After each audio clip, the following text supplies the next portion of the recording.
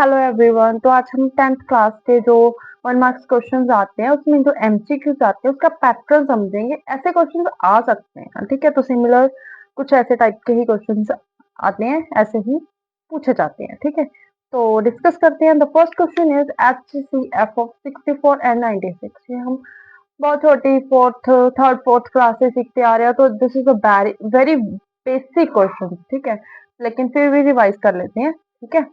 तो first question क्या है हमारे पास, HCF फाइंड आउट करना है, ठीक है। तो दिस इज HCF किसका, 64 और 96 का। सिंपल सी चीज है, टू के टेबल पे जाएगा, 2 3 इज 6, 2 4 फिर 2 पे 16, यस है ना। ओके, 9 2 8 2 4 2 2 2 एंड 1, ठीक है। और ये 2 2 3 इज 4 8 2 8 16 28 2 2 2 4 2 8 2 के टेबल पे 2 1 2 2 2 6 2 3। तो बेसिक ही है, 1 2 3 4 5 1 2 3 4 5। तो 2 की पावर 5 ही हमारे पास कॉमन आता है, तो 2 की पावर हमारे पास 5, 2 इंटू 2 इंटू 2 इंटू 2 इंटू 2, 2 2 जा 4 4 2 जा 8 8 2 जा 16 16 2 जा 32। तो इसका मतलब है 32, means A is our right answer. The next question is zeros of a quadratic polynomial x square minus 9। Zeros बनानी है, दैट मीन्स फैक्टर बनानी है। देखो, जीरोस बनाने के लिए इसे समझो, एक्स स्क्वायर माइनस 9, तो ये हमारे पास हो जाएगा एक्स स्क्वायर, और 9 किसका स्क्वायर है, 3 का। तो ये यहाँ पे फॉर्मूला लगेगा A square minus B square equals to A plus B और ए माइनस बी, ठीक है। तो ये क्या होगा हमारे पास, एक्स माइनस 3 एक्स प्लस 3। तो ये वैल्यू इसमें से जब हम निकालेंगे तो पॉजिटिव आएगी, इसमें से हमारे पास नेगेटिव 3 आएगा। तो this means B is our right answer, 3 comma minus 3। The next question is the graph of a linear pair x is equal to a and b is equal y is equal to b।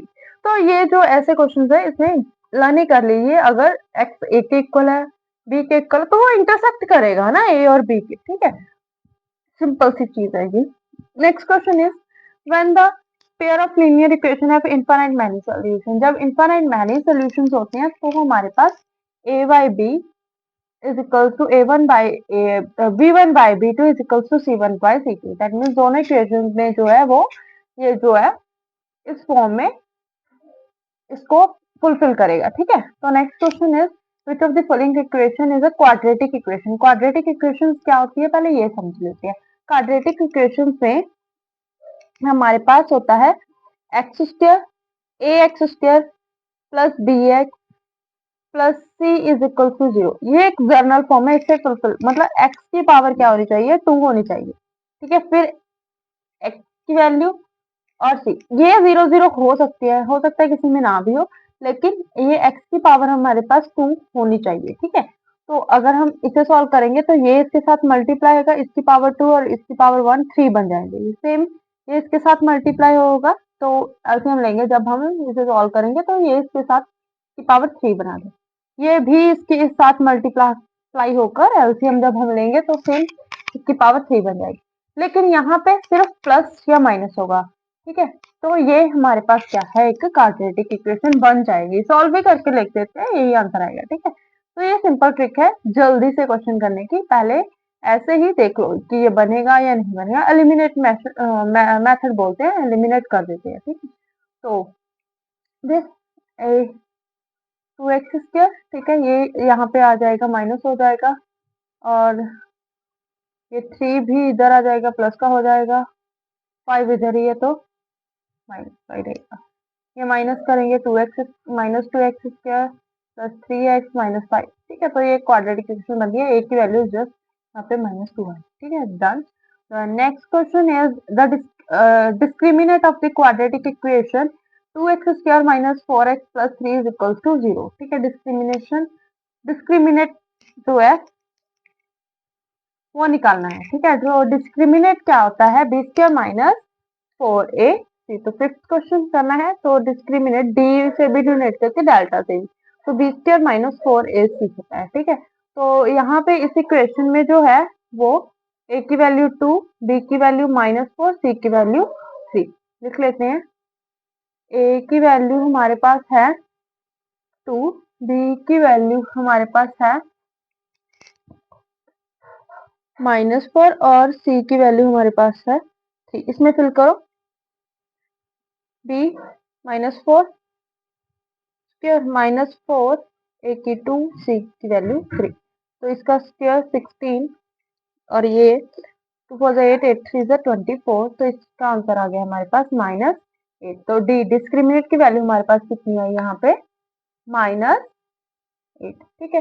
The next question is what is the nth term of AP. तो इसका एक formula आता है an का, वो हमें याद ही होना चाहिए, that is a plus n-1, ठीक है। नेक्स्ट इज, ये देखो यहाँ पे फॉर्मूला पूछ लिया, अगले क्वेश्चन में इसे अप्लाई करना है। जैसे एपी दे रखी है 3, 15 एंड 27। नेक्स्ट टर्म हमारे पास हमसे पूछ ली, जो यहाँ पे ए है वो क्या है हमारे पास 3, ठीक है। बहुत इजी और क्वेश्चन है, ठीक है। पहले तो फॉर्मूला लिखिए, a plus n-1 D, okay. n की वैल्यू क्या आएगी, जो और टर्म पूछिए, देखिए first term, second term, third term, और हमें क्या फाइंड आउट करनी है, फोर्थ टर्म। तो n की वैल्यू क्या आ गई हमारे पास 4 -1, ठीक है। और a की वैल्यू आएगी जो हमारे पास फर्स्ट टर्म है 3, और d की वैल्यू हमारे पास क्या होगी, second term minus first term. Second term में से जब हम फर्स्ट टर्म माइनस करेंगे, 15 - 3 करेंगे तो हमारे पास वैल्यू आएगी 12, ठीक है। तो 3 + 4 - 1 3 3, और यहाँ पे 12, 12 3 इज 36 + 3 तो 39 is our right answer, done. तो ये हमारे पास क्या आ गया 39, that means B option is our right answer. The next is basic proportionality theorem also known as, तो जो बेसिक बीपीटी हम शॉर्ट फॉर्म में ऐसे भी बोल देते हैं, वो होती है, उसे हम थेल्स थ्योरम भी कहते हैं, ठीक है, डन।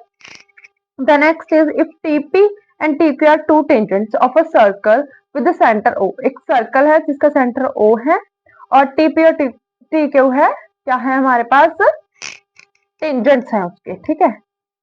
पी ओ क्यू की वैल्यू दे रखी है, पी टी क्यू की वैल्यू हमें फाइंड आउट करनी है, ठीक है जी। तो ठीक है, और जो हमारे पास ये एंगल्स बनते हैं ना, उसका सम हमारे पास क्या होता है, 180 होता है। That means P O Q plus P T Q हमारे पास किसके इक्वल आएंगे, 180। तो ये हमें दे रखा है 120, तो 120 प्लस पी टी क्यू, ये जो हमें फाइंड आउट करना है 180, ठीक है। तो पी टी क्यू क्या हो जाएगा, 180 - 120, that means 60। So 60 is our right answer. That means C, option C is our right answer. The next question is if sine 2b is equals to sine 2b, 2 sine, I will read again. Sine 2b is equals to 2 sine b is true, then v is the value. Simple C आता है, zero होता है, ठीक है। समझा देती हूँ कैसे, देखिए साइन 2b मतलब जो एंगल अगर 0 डिग्री हो तो ये 0 डिग्री हो जाता है, ठीक है, डन। 2 × 0 तो 0, साइन 0 डिग्री हो गया, 0 बन गया ये, ठीक है। Next is 2 sine B, 2 sine B, okay, sine ये हो जाएगा 2 साइन 0 डिग्री, तो ये भी 0 हो जाएगा। तो सिर्फ 0 डिग्री में ही ये चीज जो है फुलफिल होता है, ठीक है। तो next question is mid point of the line segment A x1 y1 और b x2 y2 इज। तो सिंपल सी बात है, ये भी एक फॉर्मूला है, ठीक है। तो ये है a, ठीक है, x + 1/2, अगर हमें मिड पॉइंट निकालना है, ठीक है।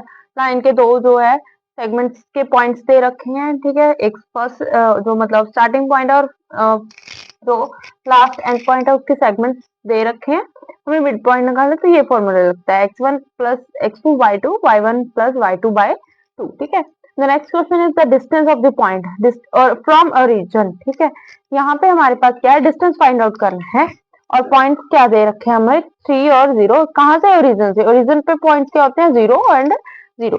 तो डन, फॉर्मूला क्या होता है हमारे पास, x2 माइनस x1 का square plus y1 y2 minus y1 का स्क्वायर।